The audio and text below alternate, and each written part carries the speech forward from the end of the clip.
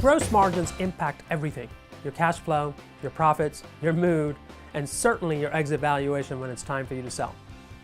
Gross margins can be defined as sales minus cost of goods sold.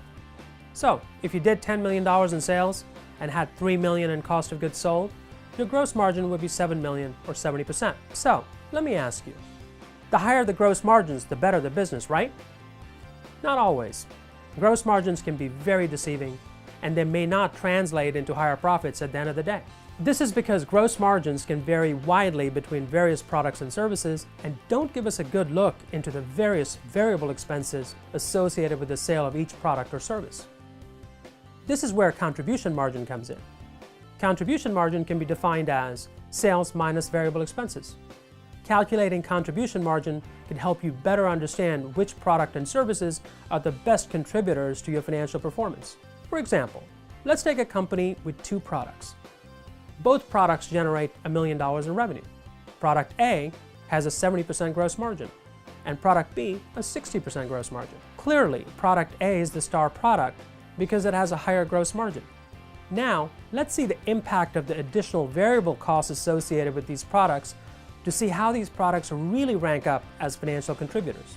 We quickly realize that product A has much higher variable expenses like selling and administration costs than product B.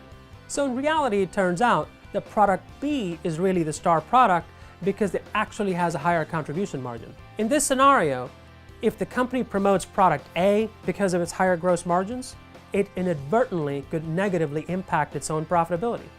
So, if you are looking at gross margins alone, you can make some really bad decisions, especially if you've got multiple products and services.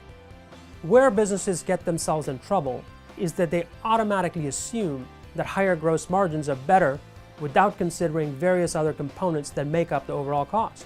By looking at both gross margins and contribution margins together, you can take specific actions to improve overall margins because it gives you more insight into which products or services make you money and which eat up the money you just made. Rare Brain Capital helps companies like yours improve performance and sell for maximum value. How ready is your company to grow or sell? Come see how you're doing. Get your free score and customized report in just a few minutes at no cost or obligation. Visit rarebrain.com/score.